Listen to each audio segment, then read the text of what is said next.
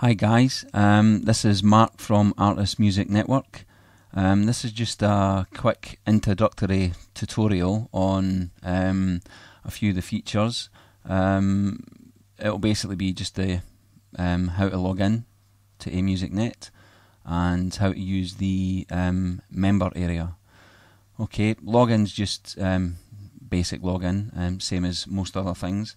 You'll put your username in, which will be your the email address that you signed into or signed up to amusicnet with. So in this case, I'm using Brian's details, and the password will be the password you use to sign up. Make sure you click the auto login button so that you don't have to type this in every time. Okay, once you've done that, just hit the login button. That'll log you in. Next thing you need to do is go to the member area, which is this tab here. Okay, once you're in the member area, you get your admin section, and just section telling you where you are, so you're in the members only area, and you get any recent news. So the place we want to go for this tutorial is My Projects. In this section you'll find information on projects that you're taking part of, which is shown down here in the My Project section. The project that we're looking for at the moment is the Everybody Knows My Name project, so we'll click on that. That takes you into the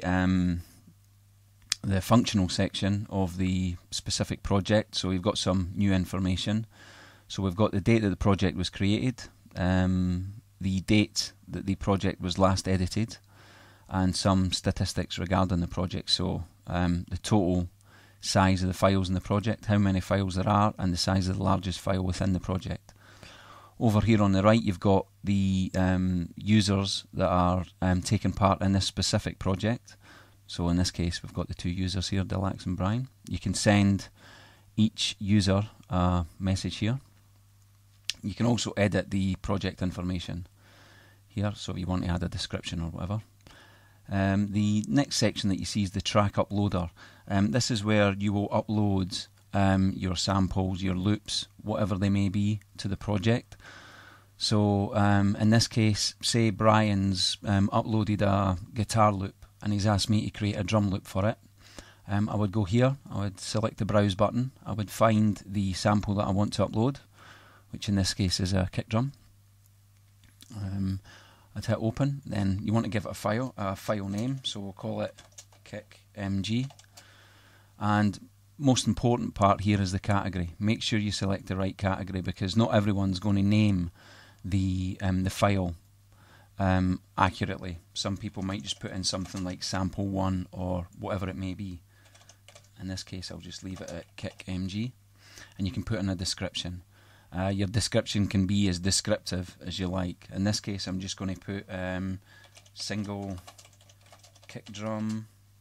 If it was a kick drum loop, I would put in maybe the tempo. And again, it's up to you what information you put in there, but please use it. It just makes whoever's going to be utilising this sample, just makes it a bit easier for them to know exactly what it is. Click the public tick box just to make sure that everyone can see the file, and then hit save. The save button will then upload that file to the project, which you will then see if you scroll down. You'll see it here. So what we've got here is a list of all the samples within this project. We've got the author, so basically who created the sample and who uploaded it, and there the important section, the category. This makes it easier for people. What you don't want to do is spend time downloading files and then realise that it's not a guitar, it's actually a vocal or whatever it may be.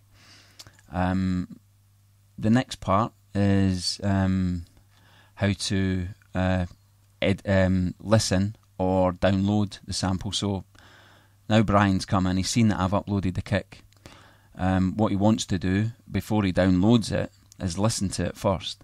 So if you left click on it, it'll bring up the file download window. You don't need to download it straight away. If you select open, and by the way, I've got VLC Media Player set as my default application to listen to files. So you may have Windows Media Player there or iTunes, depending on what it is that you use. If I hit open now, it will then go off and allow me to preview the sample. It is only a single hit kick drum, so that's why there's not much happening there. But so now I've heard it and I'm happy with it. I want to download it. There's two things I can do. I can left click again and just hit save, or I can right click and save target as, and then I would save it into whichever folder that I've got set up for this project. The other thing we have here is the little question mark. Now that, when you hover over that, it will give you some information on the sample. And we also have an edit feature. Now if you notice, there's only edits on specific files, and if you notice, the edit only shows up where it shows Brian's name. The reason for that is you can only edit your own sample. So if I select edit here, it takes me into the edit page specific for that sample. So I can then, maybe I want to add more description, maybe I've put in the wrong category, or this is also the area you go to delete the sample. So I've uploaded the kick drum. Brian said that it's not what he was after. Can I please come up with something else? Sure, Brian, no problem. Go into there. I just go in here, hit delete, and that will then remove the file from the project. That's good housekeeping. It's something you should use as much as you can. What you don't want is a whole list of samples here that aren't being used. You're just going to clog up your workflow, and it's just going to cause you a headache. So that was just a quick tutorial on how to use the member area and how to log in. I hope that's been of some use to you. Thanks.